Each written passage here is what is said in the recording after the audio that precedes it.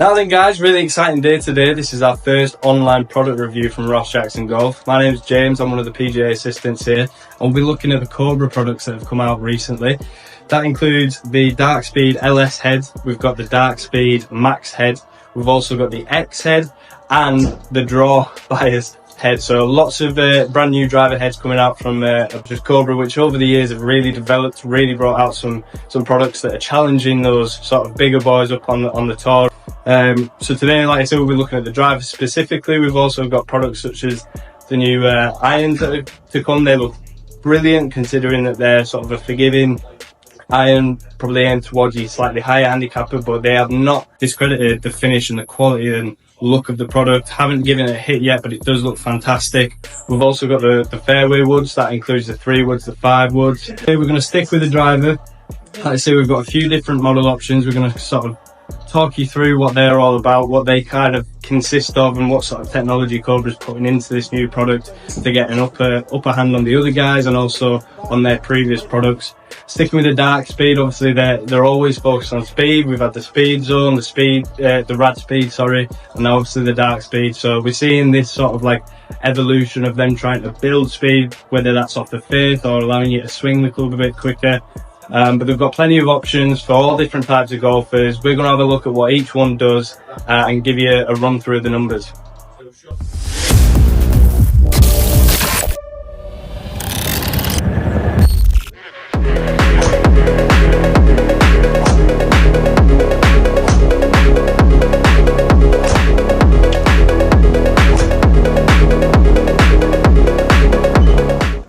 Right everyone, so I started with the Cobra LS head. So as you can probably work out, that stands for the low spinning head.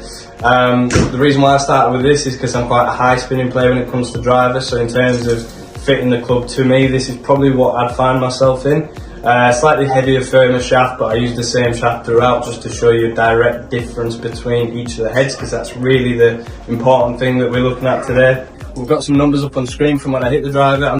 I'm going to bring in Matthew Fletcher now, who is also a PGA assistant with myself here at Ross Jackson Golf. He's also the head of custom fitting, so I just want to bring him in, talk you through some of these numbers and what's going on when we hit the first of this. So Jim's been quite a high speed player, and he does have a tendency to generate quite a lot of spin. His attack angle is generally quite shallow with driver as well, so that can produce some quite high spin results. So we can see that the LS head is probably the more suitable for him. We can see that his spin rate here is down at 2,400. That's due to the COG and the MOI of the LS driver further forward. It allows the ball flight to be lower and obviously produce less spin. We can see that the difference between his carry and his total distance is around about 20 yards there, which again just shows that it comes in relatively flat with a lot less spin to allow for that forward propulsion bounce, which sometimes when high spin rates and high descent angles, that ball drops into the floor, the energy dissipates and you won't see much run. Some of the reasons behind why we get these lower spinning figures, obviously for myself a bit more carry, a bit more total distance. Some of the features on the actual club head themselves, as you can see, LS head is really cool. It's just blacked out finish, everything about, there's no colour on the club really whatsoever. Really looks quite dangerous, to be fair. We've got headwear in the back, and then the biggest thing here, we've got 3 headweights at the front. So you can see we've got one in a sort of fade bias position, draw bias position, and then that neutral position. To be fair, they've actually labelled this one that I would consider more the draw bias one neutral.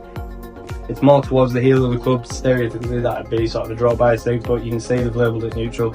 But then they've got that middle weight as well, which you actually see across the majority of the drivers. But they're really packing all of that weight to the front of the club, which typically keeps the spin down, keeps the ball flight down, which you can see it's doing its job here really.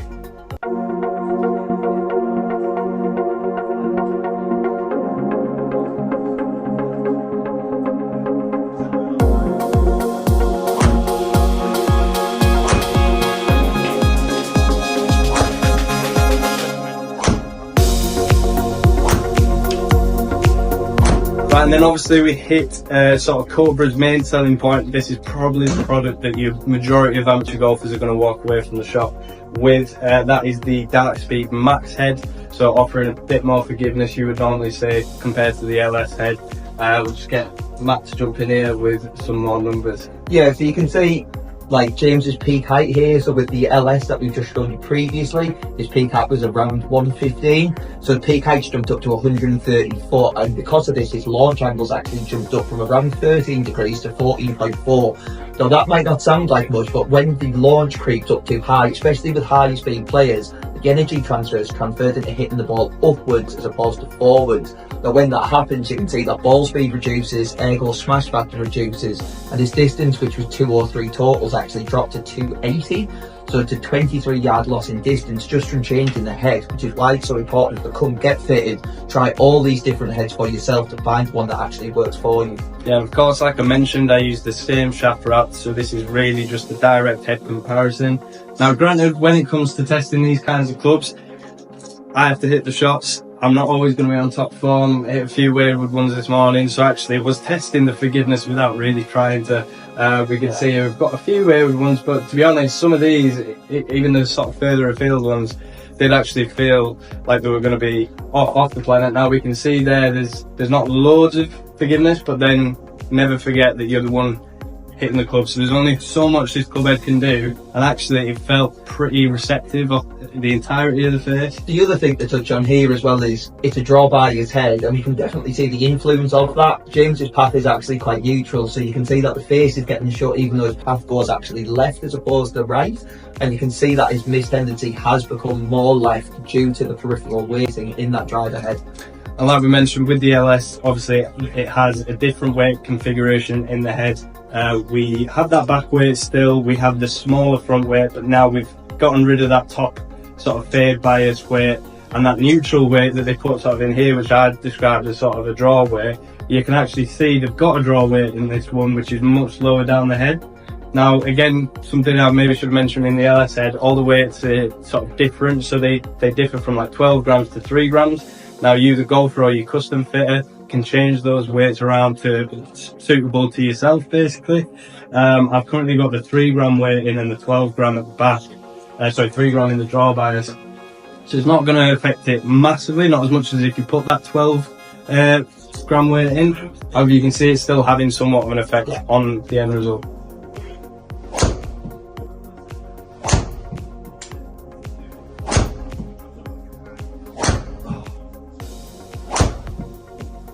Next in the product line is the DarkSpeed X. I should mention on the Max head there was a little bit of red colouring. They've really not overdone the colouring, so on this one it's just changed to the blue just to differentiate between the heads. But really this is going to perform very similarly to the Max head.